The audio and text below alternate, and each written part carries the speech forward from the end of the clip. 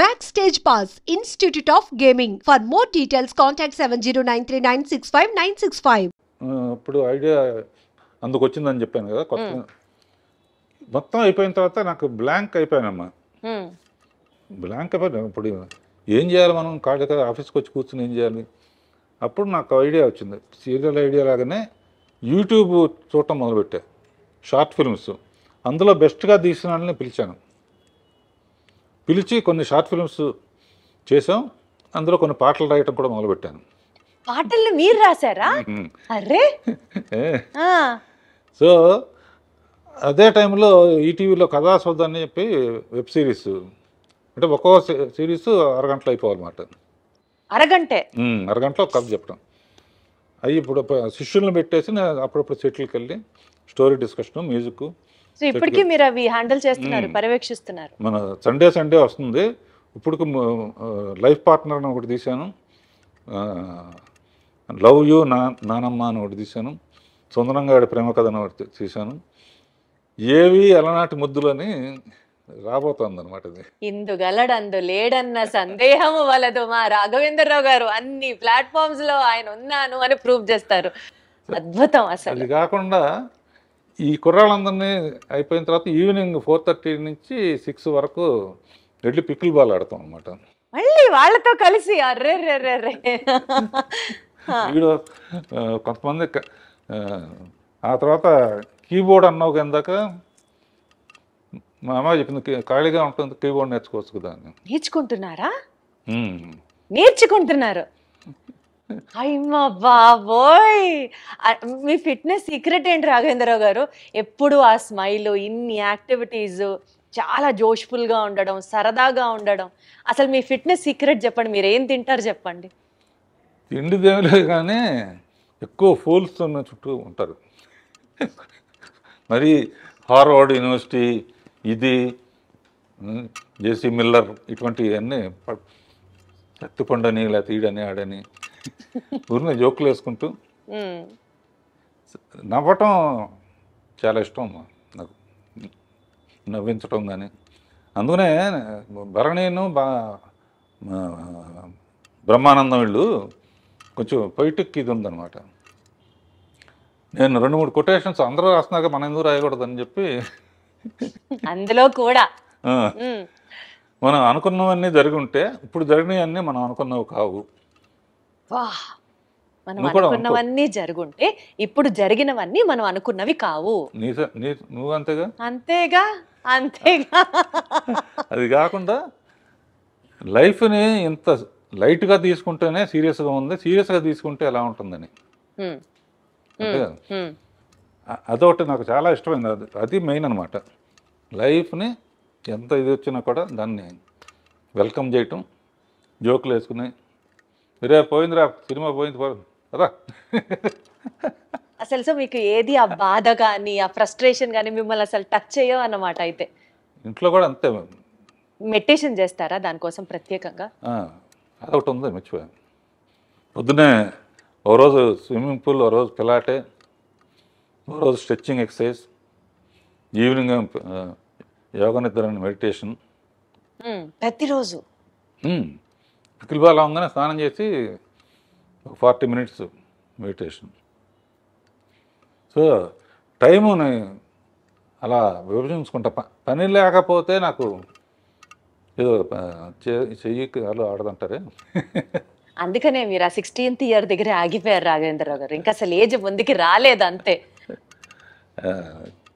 హ్యాపీగా ఎప్పుడు సరదాగా ఉంటాం. ఈ వాళ్ళ దగ్గర నుంచి నేను నేర్చుకుంటున్నానమ్మా, నా దగ్గర నుంచి వాళ్ళు నేర్చుకుంటున్నారు. కొంతమంది చెప్తారు కదా, కేజీ 1200 రూపాయలు ఉండే బియ్యం తింటాం, లీటర్ 5000 రూపాయల నుంచి 10,000 రూపాయలు ఉన్న డైరెక్ట్గా హిమాలయాస్ నుంచి తెచ్చిన వాటర్ తాగుతాం, అదే మా బ్యూటీ సీక్రెట్, అదే మా ఫిట్నెస్ సీక్రెట్ అంటారు కదా. అట్లాంటి ప్రత్యేకమైన తిండ్లు మీరేం తినరా? అసలు తిండి కూడా లేదు అసలు. ఏదో ఇప్పుడు తర్వాత ఏంటంటే జనరల్గా రోజు పొద్దున పూట కూడా ఇడ్లీలు, వడలు, దోశలు తినేవాళ్ళం. ఇప్పుడు ఏంటంటే ఒట్టి నట్స్ను ఫ్రూట్స్, మధ్యాహ్నం lunch, night only tiffin. So అదన్నమాట మీ సీక్రెట్. ఆ గ్యాప్లో చిన్న పర్సనల్ ఇంట్రెస్ట్, పర్సనల్ ఇంట్రెస్ట్ ఏంటి? ఏదో కాలక్షేపానికి కొంచెం ఒక రౌండ్ వేసుకోవటం. Such an honest, sweet and an humble answer from your end. అసలు సూపర్. ఎటు మనం ఈ విషయాలు మాట్లాడుతున్నాం కాబట్టి రాఘవేంద్ర గారు, నాకు ఇందాకటి నుంచి మిమ్మల్ని చూస్తున్నాను, మీతో మాట్లాడుతున్నాను, కానీ నా ధ్యాస అంతా మీరు షర్ట్ మీద పెట్టుకున్నటువంటి ఆ గ్రీన్ అండ్ వైట్ బ్రోచ్ మీదకి వెళ్తోంది. అసలు అది ఎంత క్యూట్గా ఉందంటే ఏంటి చెప్పండి, దాని సిగ్నిఫికెన్స్ ఏంటి, దాని బ్యూటీ ఏంటి? ఇది మా అమ్మాయిలు ఏంజల్ ఉంటే మంచిది అంటారమ్మా. ఏంజల్ ఇళ్లలో కూడా ఏంజల్ బొమ్మ పెడితే చాలా, లేకపోతే నువ్వు కూడా పెట్టుకో ఇంట్లో, ఇది పెట్టుకో అని చెప్పి మా పిల్లలు ఇచ్చారు. ఇది వాళ్ళు ఇచ్చిందంటే నాకు వాళ్ళంటే నాకు ఎంత ప్రేమో, ఇది అంటే అంత ప్రేమ అనమాట. దీంతో చాలామంది అడుగుతారు, ఇది ఎక్కడ పోతుందో అని చెప్పి 2-3 ఒక్కోసారి పడిపోవచ్చు కదా. ఒకటి మట్టుకు అందరూ 2-3 ఎప్పుడూ పెట్టుకుంటాను. ఒకటి మట్టుకు ఎక్కడ పడాలో అక్కడ పడుతుంది. గొప్ప వ్యక్తి అక్కినేని నాగేశ్వరరావు నిర్యాణం చెందినప్పుడు అన్నపూర్ణ స్టూడియోలోనే ఇది చేశారు, ఫైర్ లాస్ట్ రైట్స్ అన్ని అక్కడ చేశారు. నాగార్జున ఎక్కువ ఎమోషనల్ అయితే నేను గట్టిగా కావాలని ఇంటికి వచ్చి చూస్తే ఇది లేదు, అందులో పడిపోయింది అనమాట. అందుకనే ఎప్పుడు సేఫ్టీకి దానికి నేను చాలా హ్యాపీగా ఫీల్ అయ్యాను. ఒక గొప్ప వ్యక్తికి ఇలా అనేక మెట్టు మీద మెట్టు. ఎల్వి ప్రసాద్ గారు అనేవారమ్మ, అంటే ఆయన సినిమాలో చైల్డ్ ఆర్టిస్ట్గా కూడా చేశాం. నేనంటే బాగా ఇష్టం ఆయనకి. రాఘవేంద్రరావు సినిమా పెద్ద హిట్ అయిందని వాళ్ళ అబ్బాయి చెప్పాడు. రాఘవేంద్రరావు ఎంత పైకి వెళితే ఎక్కడ ఇది పడిపోకుండా చూడటం ఉండడం బాధ్యత, పడిపోకుండా చూడటం. ఎంత హైట్ వెళ్తే అంత బాధ్యత పెరుగుతుంది. అట్లా is a beautiful journey all over. ప్రత్యేకంగా అండి, సీనియర్ ఎన్టీఆర్ గారితో మీరు చేసిన ప్రతి సినిమాలో ఆడియో బ్లాక్ బస్టర్ హిట్ అంతే. చక్రవర్తి గారు మ్యూజిక్ అనుకోవచ్చు, లేకపోతే వాట్ ఎవర్, కారణాలు ఏంటో మీరే చెప్పాలి. కానీ అసలు ఆ పాటలకి మీరు దగ్గరుండి రాయించుకునేవారా, లేకపోతే ఎన్టీఆర్ గారే రాసేవారా? అసలు ఏంటి ఆ మ్యాజిక్? యాక్చువల్గా అమ్మా, ఇందాక చెప్పినట్టు రామారావు పిక్చర్ రాగానే ఎట్టి పరిస్థితుల్లో సక్సెస్ చేయాలి అన్నది ఒక అప్పటికేంటంటే నాగేశ్వరరావు డ్యాన్స్లు అంటే బాగా విపరీతంగా స్టెప్పులు విజిల్స్ చేసేవాళ్ళు. రామారావుకి అంత సాంగ్స్ అప్పుడు మిగతా వర్షిప్ ఉండేది, కానీ ముందు అది కూడా కవర్ చేయాలని చెప్పేసి నా బిలీఫ్ ఎప్పుడు సాంగ్ హిట్ అవ్వాలన్నా ఇది చెప్తున్నా దాని లీడ్ సీన్ బాగుండాలి. సో సాంగ్స్లో ఆయన ఫెయిల్ అవ్వకూడదు అనుకుని ఆరేసుకోబోయే పారేసుకున్నాను అనే అడవి రౌండ్ల పాట మాధవన్ గారు మ్యూజిక్. ఆ పాట అప్పుడు ఏంటంటే హీరో కోసం పరిగెత్తుకుంటూ వస్తుంటే నీళ్ళలో పడిపోతుంది. ఆయన వచ్చే లోపల ఆరేసుకోవాలని చెప్పి లీడ్ అలా తీసి ఈ లోపల ఆయన వచ్చేస్తున్నాడు. ఆడియన్స్ ఎంత మంచి వాళ్ళు అంటే వస్తామంటే చీర ఎగిరిపోయింది. చెట్టు నుంచి చార వేసుకోబోయి పారేసుకున్నానంటే ఓ ఏళ్ళలో డబ్బులు అంటే టేక్ ఆఫ్ ఉంటేనమ్మా. అక్కడి నుంచి ఇక పాటల్లో కూడా ఆయన కూడా అందులో కృషి ఉంటే మనుషులు దృష్టిలో అవుతారులో ఎన్లైట్మెంట్ ఆఫ్ సోషల్ ఇది ఒక మోటివేషన్ సాంగ్. తర్వాత కోకిలమ్మ పెళ్ళికి అనేది, తర్వాత మేజర్ చంద్రకాంత్ పుణ్యభూమి నా దేశం పాట. అసలు మేజర్ చంద్రకాంత్లో పుణ్యభూమి నా దేశం ఎక్కడికి వెళ్ళినా సరే ఆగస్టు 15th జనవరి 26న ఈ పాట ప్లే అవ్వకుండా భారతదేశంలో ఎక్కడ ఉండదు అంతే. అదిను ఆయన అందులో కూడా అన్ని గెటప్పులు శివాజీ అల్లు సీతారామరాజు ఆయన అనేవాడు, బ్రదర్ చాలామంది చేశారు జాగ్రత్త అని. అంటే అల్లు సీతారామరాజు కట్టబొమ్మను కూడా ఇస్తాం కదా, అవును. శివాజీ గణేశన్ చేశారు. కమిట్మెంట్ అంటే ఆయన గెటప్లన్నీ ఆయన గద తయారు చేసిన అన్ని డిజైన్ ఆయన వస్తాడు. ఎన్టీఆర్ గారే డిజైన్ చేసేవారా?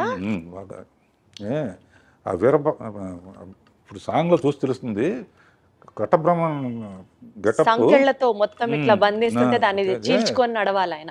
మన ప్రొడక్షన్ వాళ్ళు ఉంటాయి, కార్లో కంఫర్టబుల్గా ఉండదని ప్రొడక్షన్ అని తెప్పించుకుని టిఫిన్ క్యారియర్లో నింపుతామే, అందులో ఎక్కొచ్చాడు ఆయన. ఎక్కొచ్చి ఇట్లా దిగితే అట్లా ఓ బెంగళూరు ప్యాలెస్లో తీసాం, ఎవరు కట్టాలిరా పన్ను. అమ్మో ఇక ఆయన టాపిక్ సౌందర్యలో టాపిక్ వచ్చినప్పుడు నేను తట్టుకోలేక ఏడ్చేసాను. ఇప్పుడు కూడా లైట్గా మీ కళ్ళు చెమరుస్తున్నాయి, అర్థం అవుతుంది. అంటే నాకు ఆయన లేకపోతే అసలు అంటే అంత బాగా చూసుకున్నారు. నేను అందుకనే చెప్తున్నాగా, ఫస్ట్ ఆయన మీద క్లాప్ కొట్టడమే నాకు నా ముహూర్తం అంటారే, గొప్ప ముహూర్తం అన్నమాట నా జీవితానికి. అందుకనే ఆయన దేవుడిలాగా జీవితంలో మర్చిపోలేని. అద్భుతం. మీరు అలాగా ఇప్పటికే తలుచుకుంటూ సందర్భం వచ్చినప్పుడు అల్లా ఆయనకి కృతజ్ఞతలు చెప్పడం అంటే మీ గొప్పతనం అంతే. పాటల ప్రస్తావన వచ్చింది కాబట్టి శ్రీదేవి గారితో మీరు 24 సినిమాలు చేశారు. అసలు మీరు చేసినటువంటి హిట్ సాంగ్స్ గురించి మాట్లాడుకుంటూ వెళ్తే ఒక ఎపిసోడ్ మొత్తం దాని గురించే చేయాలి. But one of my favourites కానీ ఈ జనరేషన్లో కూడా ఈ ఇన్స్టాగ్రాము, ఫేస్బుక్, యూట్యూబ్లో రీల్స్ అని చేస్తూ ఉంటారు. ఇప్పటికీ ఎవర్ ట్రెండింగ్ సాంగ్ సిరిమల్లె పువ్వా. అసలు ఎంత బాగుంటుందో ఆ పాట. ఈ పాట వెనకాల ఉన్నటువంటి కొన్ని జ్ఞాపకాలని పంచుకోండి సార్. శ్రీదేవిది హిస్టరీ అమ్మా, ఎవరికి జరగనే. మా ఫాదర్ పిక్చర్లో చైల్డ్ ఆర్టిస్ట్, నేను అసిస్టెంట్ డైరెక్టర్. నిద్రపోతా ఉంటే షార్ట్ రెడీ అని చెప్పి ఎత్తుకుని తీసుకొచ్చి యాక్ట్ చేయించాడు. ఒకసారి కొన్ని నాకు ఇచ్చేసేవారు ఆయన, నువ్వు చేసురా అని. మౌంట్ రోడ్లో అమ్మాయి రోడ్డు దాటు అడవడిగా రావాలి. నేనేంటి మనకు ఛాన్స్ దొరికింది బాగా తీయాలని చెప్పి అప్పుడే లైట్స్ వచ్చినాయి అనమాట. నేను ఇట్లా ఊపుతాను, నువ్వు పరిగెత్తుకొచ్చే అన్నాను. లైట్లు గ్రీన్ పడింది, ఊపాను. కార్లు వస్తాయి, ఆ సెన్స్ పోయింది. అయ్యో, లక్కీగా ఆ షాట్ కూడా అందులో ఉంటుంది. జస్ట్ ఎడ్జి తగిలి పడిపోయింది. పడి అన్కాన్షియస్ అయిపోతే ఎత్తుకుని నాకు జైలు ఇవన్నీ కనపడి అనమాట. అయ్యో, ఏమవుతుందా, ఏ రిస్క్ అవుతుందా. అలా స్టార్ట్ అయ్యింది. ఆ తర్వాత పెద్దమ్మాయి అయిన తర్వాత ఫస్ట్ అటు ఇటుగా ఉన్నాయి. తమిళ్ 14-15 బాగా. సో దానికన్నా బాగా తీయాలన్న ఛాలెంజ్తో ఆ సిరిమల్లె పువ్వ పాట ఒరిజినల్లో కూడా భారతరాజు గారు చాలా బాగా తీశాడు.